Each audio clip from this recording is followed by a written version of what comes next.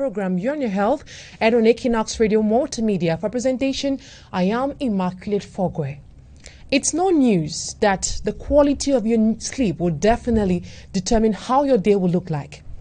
We know there exist different types of sleep disorders. How can we possibly manage them is what we'll be looking at in the course of today's edition of the program. Stay with us as we meet our guest in some few seconds.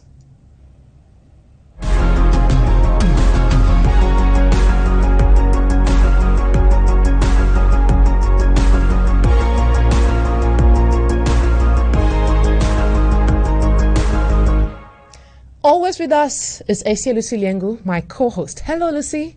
Hello, Immaculate. It's a pleasure. Yeah, it's always a pleasure being with you, and of course, our televiewers and listeners of Radio Equinoxe and television, of course.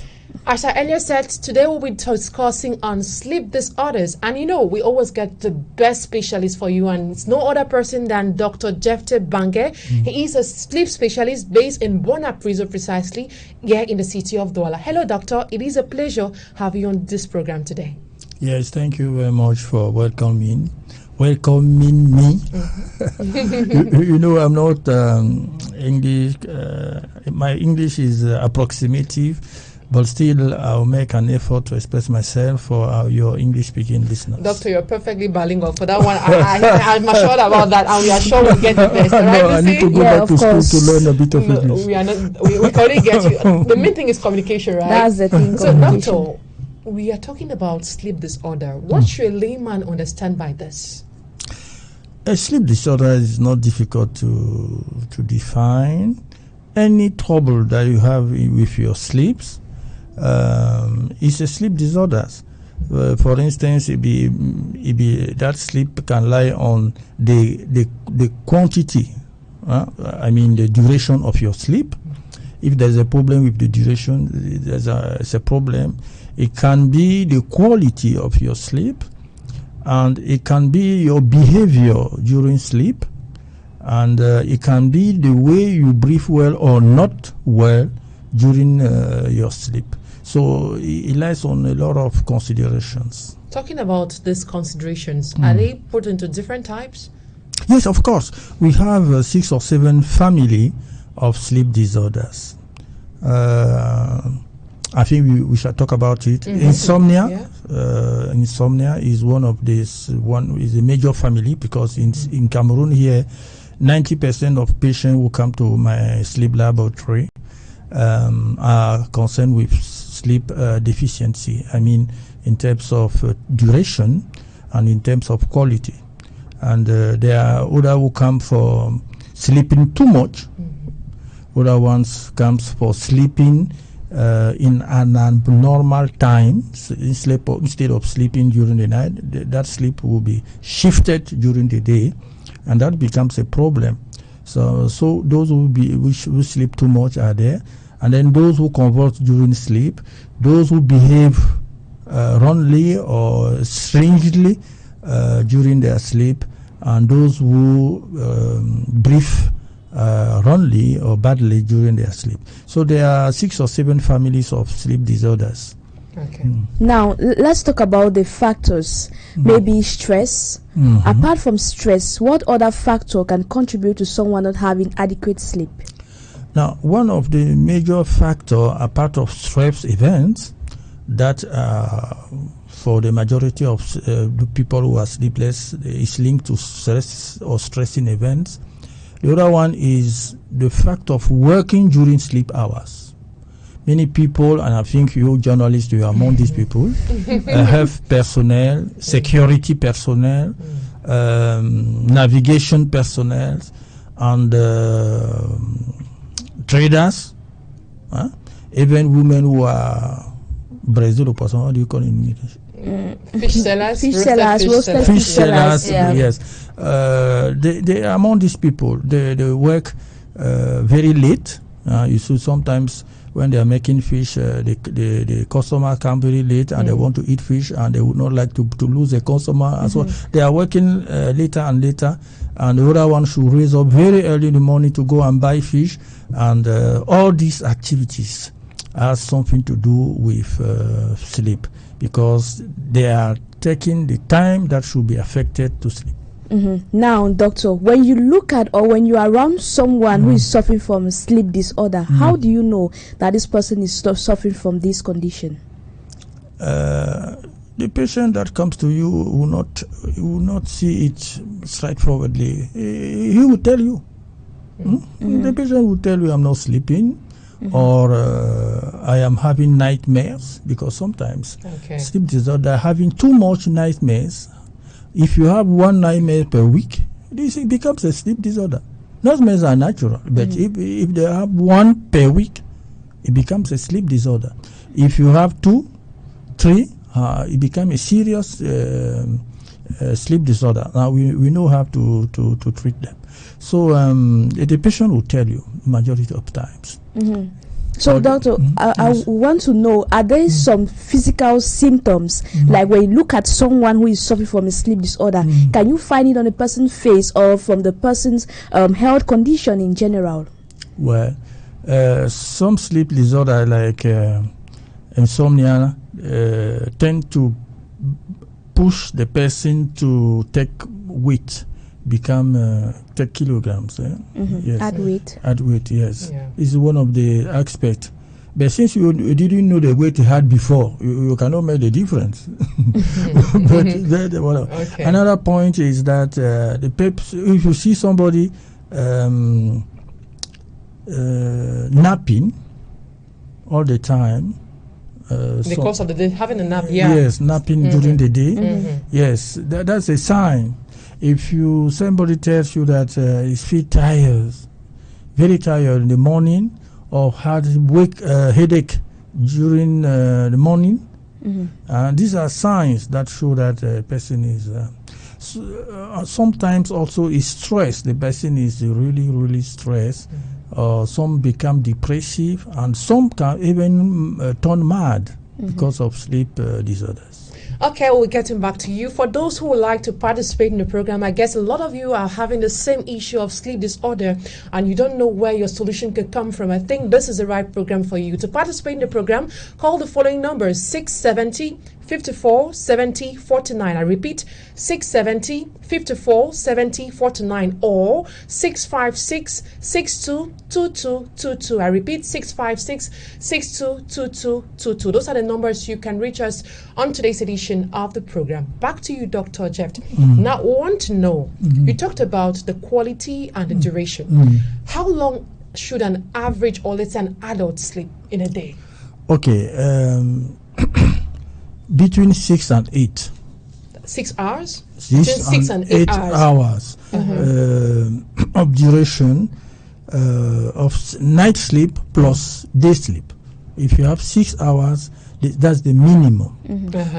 Under that 6 hours, it becomes a problem. Now, you can sleep up to 8 hours, but it becomes the problem if you sleep more than 11 hours. Okay. Yes, because 9-10 hours you are a big sleeper, but you are not sick. I see. Now, let's talk about children who are preparing for examinations. We definitely know examination classes, maybe they can close at 5. Before they get home, it's about 6. By the time they get home, they try to do some house chores, and by 8, they are done. They have to read their books to about midnight, and they have to wake up at 3 a.m. Is it bad? Well, if it doesn't stay for many days, if it is just when the examination are near at hand, that they have to work at that rhythm, well, it might not be a problem, but it can become a problem, and always is a problem when the child does it frequently during all the school year time. I always sleeping late, waking up early during all the 9 months of the school year. It can become a problem, and some of them becomes anxious, they become sleepless, they become depressive. Some may even need to stop their study because they are turning depressive or sometimes turning mad. We have a call on the line. Hello, good afternoon. Your name and where you're calling from? Okay, good afternoon, Martin. I'm Jerry. I'm calling from Yaoundé. Okay, madam. Yes, my son always sleeps and he grinds his teeth. I don't know whether it's normal. Is it part of sleep disorder? Okay, they'll be answering that question. The sang grinds like le bruxisme, il grince les dents. Okay, yes, it's a sleep disorder. We call it bruxism, le bruxisme. Yes, it's a sleep disorder, but it's not a very serious sleep disorder. It cannot expose him to any serious consequence, but it would damage the teeth. Okay, damage. So you need to see a dentist to put what we call in French gouttière. The child will have to sleep with a gouttière to protect the teeth during sleep time. Okay. Now, back to you, doctor. For those experiencing emotional trauma, you mentioned that as one of the major causes of sleep disorder. In such a case, what makes them, how would they help them? How can we talk about treatment options? If someone is experiencing a marriage, if someone is experiencing maybe someone is having challenges with her marriage, or she's going through stress at work, how will they handle such a case in order to suffer from this sleep disorder? Once the sleep disorder is there, whatever cause is at the root of this sleep or the disorder, the treatment will not vary. Okay, once the sleep disorder is there, it's there. Now we have to discuss about the causes, because that can help the person to know what is the cause of this sleep disorder, and he can receive counsels either by the sleep specialist, but more by the psychologist. How to go about this cause of stress that has generated this sleep disorder. But once it's there. Now we have to treat it as we treat all sleep disorders without any difference. Okay. So, doctor, can maintaining a good health or sleep hygiene help us fight against this condition? Yes, of course. And let's talk about the health hygiene, the sleep hygiene to say. What is the sleep hygiene? Sleep hygiene is a group of rules that we should observe to maintain our sleep, to preserve our sleep. Okay. For instance, especially for those who are already affected by sleep disorders. Okay. For instance, if you are already... We're coming back to that soon. We have a call on the line. You know, we are there for them. Hello. Good afternoon. Your name and where you're calling from. Yeah, good afternoon. Yes, this sir. Is Ruben, calling from Bangabalong. Okay, sir. Go ahead. Yes, I think your program today is really an interesting one. I've been following for some time now, and this particular one has marked me because it falls in my sphere of problems. Okay. Now, since 2010, I have actually had this issue of, I don't know if I should term it already insomnia. I've not contacted any medical doctor yet. But I really have difficulty sleeping at night. At times I'll sleep maximum maybe 2 hours. I am awake. And I'll start looking for means to sleep, which has even caused my nights to become one of the most boring times of my life. Like during the day I'm really busy, but at night I cannot sleep. So I really wanted to find out what could that be, and maybe if there is a way out. Thank you so much.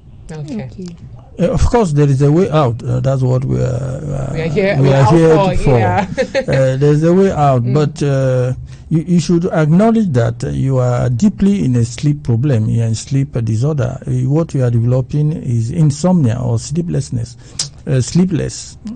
Yes, Yeah. sleeplessness. Yeah. Exactly. Okay, so you are deeply in that problem. 2 hours of sleep per day is quite small. It's quite small. It's not enough for you to have a good health.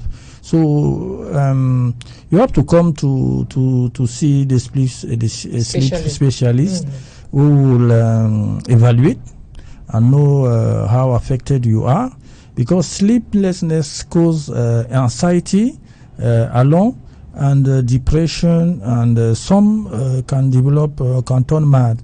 Those turning mad are very small in percentage, but they are. I have experienced a few cases of people who went mad because they could not sleep for 3 or 4 days. So you are affected with insomnia, and you need medical attention. Doctor, due to time constraints, I can see we're already getting out of time. We'd like to know, tell us about your sleep lab which you have in Bonapriso. How does it work when it comes to treatment? A sleep lab is a lab that can assess sleep pathology, can make the diagnosis. So the lab is not there to treat, it's there to make the diagnosis. So we take a patient for the whole night and we put apparatus on him, and this apparatus will give out electrical or electrophysiological information about the sleep, and also will evaluate the respiration or the respiration during sleep. And many other parameters will come out that we will put it in the computer, analyze it, and it will tell us more about the sleep disorder. So there are two aspects. We have what the patient says and what the machine say, and when we have these two aspects, we can evaluate and know what to do. Lucy, our technician Miley, sorry, telling me that we are already out of time. So we want to get a last, very short, few seconds. What advice you have for those who have been suffering with sleep disorder in few seconds? It depends on what type of sleep disorder. Know your cause, know what the cause is, and head to a sleep specialist. Is that it? Yes. So come to the lab. Okay. Okay. Lucy, thank you so much for being part of the program Always today. A program. With pleasure. We would like to thank all our viewers and televiewers. We want to thank our technicians who made it possible for us to be seen on your screens, all for you to listen to us on your radio sets. We had Marlis Mukumo, we had Bertrand Bonzin on the dashboard, and that's what we'll put an end to today's edition of the program You and Your Health, aired on Equinoxe Radio Multimedia. See you next Thursday, same time, for another program.